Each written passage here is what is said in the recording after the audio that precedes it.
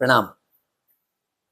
समाज में प्रचलन में कोई चीज आती है वो संक्रामक रोग की तरह से होती है। एक से दूसरे को, दूसरे को तीसरे, और पूरी समाज में मान्यता प्राप्त कर जाता है।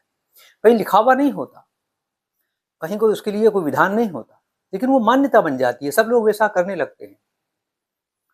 अभी जैसे दीपावली का पर्व की तैयारियां चल रही है, मिठाइयां बनेगी, दूसरे प्रकार के नमकीन बनेंगे, स्वादिष्ट व्यंजन बनेंगे, और उसके खाने के साथ खिलाने का भी क्रम चला हुआ है, देने लेने का क्रम भी चला हुआ है।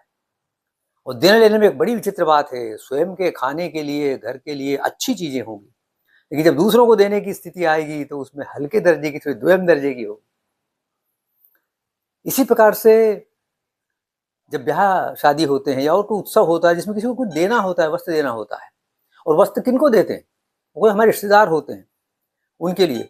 तो दुकान पर जाते हैं तो वहां भी पूछते हैं, तो दुकान वाला भी पूछ लेता है का किस लिए चाहिए, स्वयं के लिए, देने लेने के लिए? तो देने लेने के लिए हल्के निकालता है।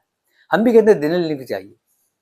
ये परिपाटी ठीक नहीं। परम पूज्य गुरुदेव ने कहा है, उन्होंने बहुत अच्छी बात कही है, दूसरों के साथ वह व्यवहार न करो जो तुम्हें अपने लिए पसंद नहीं। जब हमें कोई हल्की चीज खाने को देता है हम नहीं खाते हैं, हमें कोई हल्की चीज पहनने को देगा हम नहीं पहनते हैं, हम दूसरों को क्यों दें? जो हम खाते हैं वो दूसरों को दे, जो हम पहनते हैं वही दूसरों को दे। न दें। यदि हम हल्का खाएं तो दूसरों को हल्का दें, यदि हम हल्का ही पहनते हैं दूसरों को भी हल्का दे दें।